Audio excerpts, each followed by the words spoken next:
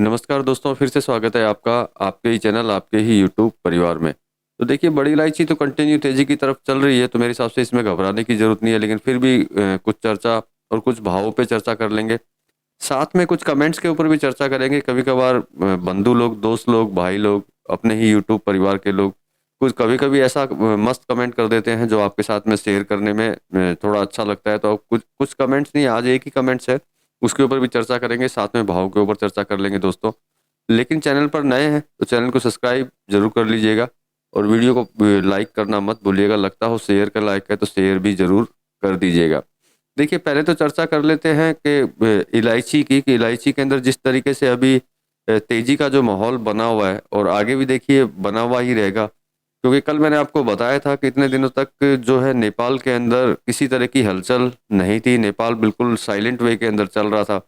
इसी वजह से थोड़ा बाज़ारों के अंदर जो है स्थिरता दिखाई दे रही थी। लेकिन जब से नेपाल के अंदर हलचल पैदा हुई है, उससे आपको खुद को महसूस हो रहा होगा कि बाज़ार में हलचल आ चुकी है। साथ में देखिए, कल मैंने डिमांड के लिए भी बोला था, जो डिमांड जो है जारी है और वो उसी तरीके से जारी रहेगी। और अब जो डिमांड जो लग रहा है, डिमांड में और तेज़ी आने के चांसेस इसके अंदर बन रहे हैं।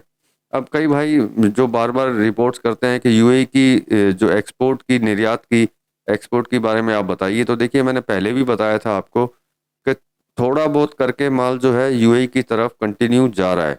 अभी आशा ये है कि हो सकता है कि बहुत ज़्यादा बड़ी क्वांटिटी क्वांटिटी के अंदर यूएई माल निकले। लेकिन छुट-पुट माल जो है कंटिन्यू निर्यात हो रहा है, ऐसा नहीं है कि निर्यात नहीं हो रहा है। तो यूएई के लिए बोल रहा हूँ, जो भाई साहब यूएई के लिए बार-बार पूछ रहे हैं कि सर यूएई की रिपोर्ट क्या है, यूएई माल जा रहा है कि नहीं जा रहा? तो देखिए, प्रेज़ेंट टाइम के अंदर बहुत ज़्यादा बड़ी क्वांटिटी नहीं बोल पाऊँगा, लेकिन थोड़ी-थोड़ी क्वांटिटी के अंदर रेगुलर निर्यात हो रहा है, एक्सपोर्ट हो रहा है। लेकिन सबसे अच्छी बात है कि जो भाव अभी प्रेज़ेंट टाइम में चल रहे हैं, उन्हीं भावों में खरीदारी होकर के माल को निर्यात किया जा रहा है, मतलब कि एक्सपोर्ट किया जा रहा है। और यही सबसे अच्छी चीज़ है, क्योंकि मैंने पहले भी बोला था कि जो इंपोर्टर हैं उनको पहले कभी ऐसा लगा था कि जो भाव हैं यहाँ तक नहीं पहुँचेंगे, नीचे आएँगे तब जाकर के खरीदेंगे। प्रेज़ेंट टाइम में उनको इस चीज़ के बारे में पता चल चुका है कि भाव नीचे आएँगे नहीं, आगे फसल बहुत कम है। इसीलिए जितने भी इंपोर्टर्स हैं, जो भी माल बड़ी इलायची को जो इंपोर्ट करते हैं, वो कंटिन्यू इंपोर्ट करना चालू कर चुके हैं। क्योंकि उनको खुद को भी आगे का भविष्य जो है नज़र आ रहा है कि आगे क्या होगा, आगे क्या नहीं होगा, सारी डिटेल्स उन लोगों तक पहुँच चुकी है।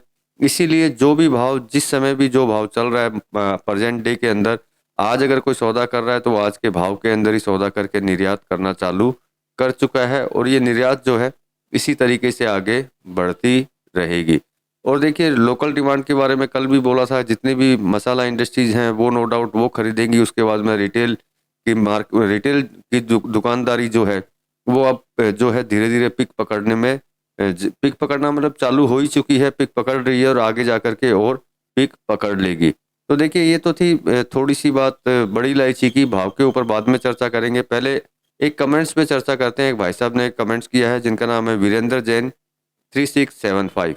इन्होंने कमेंट्स किया है जो शायद आपने भी देखा हो, लेकिन मैं अपनी तरफ से शेयर करना चाहता हूँ। उन्होंने लिखा है, आपकी बड़ी इलायची की रिपोर्ट हमेशा सही निकल रही है और लोगों को बड़ी इलायची की रिपोर्ट समय-समय पर दी, जिससे लोगों की लॉटरी लग गई और आगे भी लगेगी, ये मेरा विश्वास है। आपको बहुत-बहुत धन्यवाद।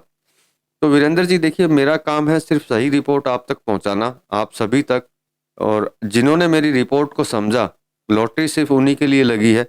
और जो सही से समझ नहीं पाए और मेरे शब्दों को पकड़ नहीं पाए, शायद उनके लिए लॉटरी नहीं लगी है। क्योंकि लॉटरी अगर आप बड़ी इलायची में अगर आपको लगानी है तो खाली आप मेरे शब्दों पे ध्यान दीजिएगा, आपको सारी हिस्ट्री पता चल जाएगी।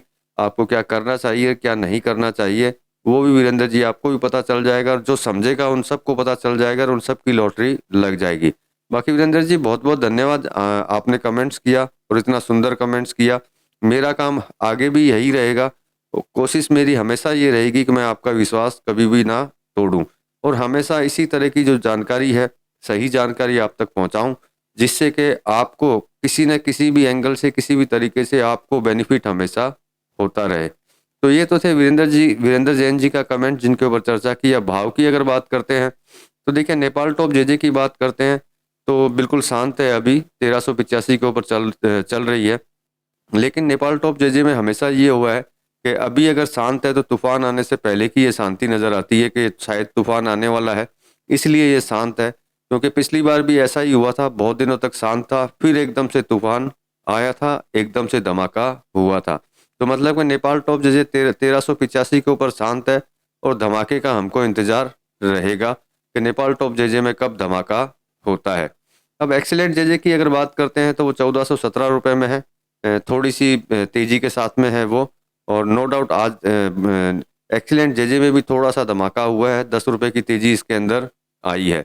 अब गुवाहाटी की अगर बात करते हैं तो गुवाहाटी में वापस शांति है 2 दिन से, मतलब किसी तरह का कोई धमाका या तेजी देखने को नहीं मिल रही है। 1391 पे, मतलब 1391 के ऊपर बड़ी इलायची गुवाहाटी में चल रही है।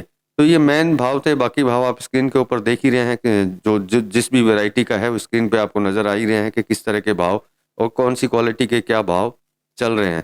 तो देखिए, इस वीडियो में तो इतना ही था, जो इन्फॉर्मेशन थी मैंने आपको दे ही दी। अब आप, अगर आपको कोई क्वेश्चन हो आपका, जैसे वीरेंद्र जी ने लिखा है वैसे भी अगर आप कुछ लिखना चाहें या कुछ पूछना चाहें तो आप लिख दीजिएगा, या तो मैं कमेंट्स में जवाब दे दूंगा या फिर मैं वीडियो में आपको उसी कमेंट्स के थ्रू आपको जवाब दे दूंगा। तो चलिए दोस्तों, मिलते हैं अगले वीडियो में अगली जानकारी और अगले भाव के साथ। तब तक के लिए धन्यवाद।